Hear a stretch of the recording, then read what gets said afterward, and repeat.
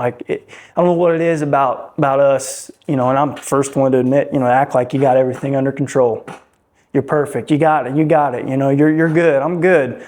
I don't need any help. And that's when you crash. That's when you crash. And it's like, you know, and we know so many people, and I most definitely want to mention this name, and I hope this doesn't make this, but Teddy Lee Master was I met this guy when I started filming for the 90s kids. And he was so vibrant. Like he hugged me like he had just met me. We had just met that day. He was hugging me and stuff. So like, we look at me and we go, is he okay? He good? He looks like he's got it all. Yes. The reason I brought Teddy's name up is because when we outside, how do you feel? Do you go, when you looking at me and they smiling, they're like, oh man, what's going on? You had... It's sometimes in my mind, I be thinking, because of all the things that's happening, I be going, man, I wonder if they really good. Mm-hmm. And nobody asks them that. Because we're not good at it. We're not. That's the point. I never ask, are you good? I'm just thinking it. Yep. I never say it. If you're good, I'm good. We're good, you know. But we never really ask if you're good. You know what I mean? Like you don't ever take the time. You know, small talk can get annoying. You know, the weather talk type of stuff. You know, we don't ever jump in and you know, like dive into a deep conversation, which is fine. You know, not everybody wants to talk about that, you know, but that's what I'm opening this space up for, is to have those deep conversations because you choose to, not forcing it on you. You don't have to. If you just want to come in here, work out, hang out, you don't have to get vulnerable. You don't have to do anything you don't want to do. Just work out and go home, you know, like, but it's here for you if you want it. You know, it's open if you want it. It is what it is, you know, like you can talk about whatever you want in here. We don't have to get deep. We don't have to get philosophical. We don't have to cry. We don't have to do nothing. We can just be dudes, you know, or we can get philosophical. We can get deep. So how do we deal with, because like you just said, we can talk about whatever we want to talk about. It's supposed to be a safe place with men. Mm-hmm. In every aspect of life, I'm just going to call them what I call them. You're going to have cornballs. Mm-hmm. You're going to have people that are going to try to throw the wrench. Absolutely. Into the situation. Absolutely. How do you or we as a group deal with those men that may come in the group being disrespectful in any form or fashion? So you have to stop it at the start.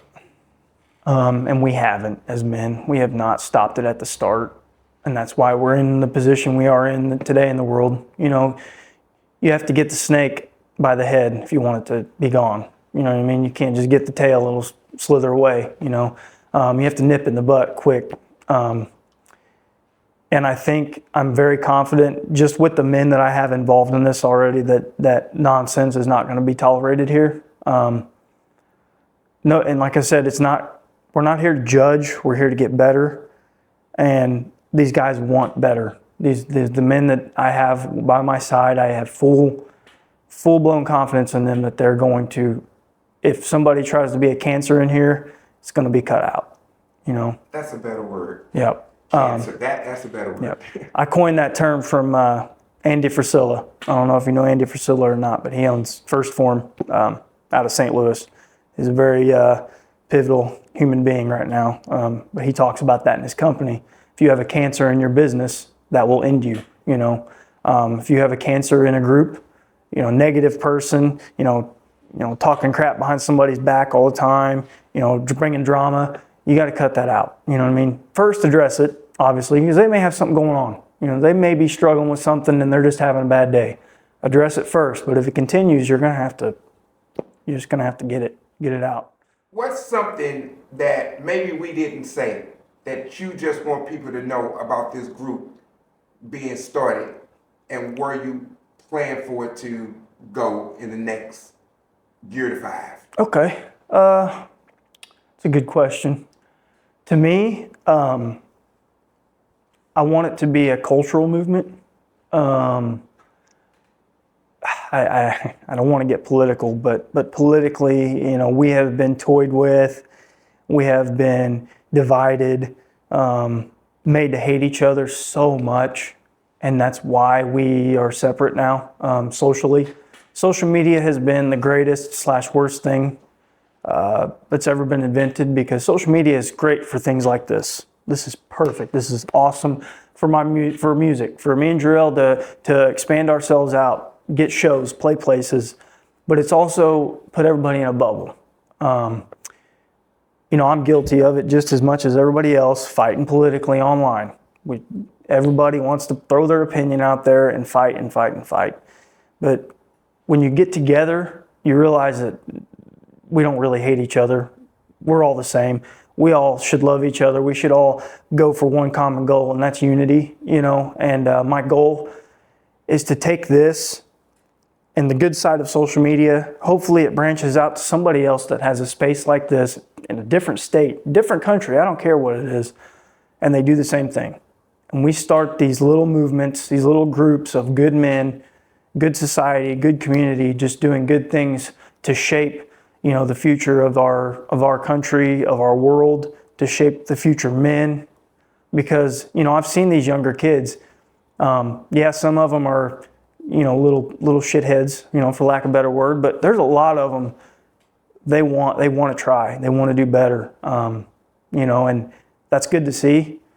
And they need that guidance. They need to see it. That's why I said, fathers bring their sons in here so they can see us working out together, having a good time, ragging on each other, just being men and doing men things, and I think that will shape the next generations coming forward to make sure that, we have a solid society and good community and good people, I just want to see good put out in the world.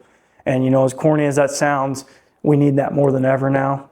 And you're right when you said, it's scary, it takes courage to jump out here and do this, because, people will look at you and be like, oh, you think you're going to be a savior, you're going to change the world. It's like, no, it's not.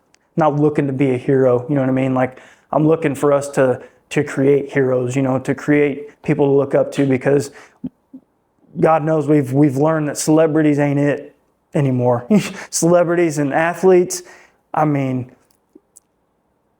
I enjoy their movies, I enjoy sports, but you got to look up to your police officers, your teachers, your schools, your EMT, your firefighter, your people in your community that keep your community safe and together, and those are the heroes, and we got to keep those people safe, and we got to keep us safe and make sure that the communities are all safe and just getting along, and that's going to take a lot. That's going to take a lot of work. But I just want this to be a cultural movement, because culture is everything. If we have a good culture, we have good everything. We have a good world, we have good leaders, we have good stuff. And culture sucks and our leaders suck. So, we got to breed better leaders, and culture breeds good leaders. I probably rambled on a lot on that one, but. We've been with Aaron Karcher, guys. This is What's Going On Mount Vernon. We catch you on the next one.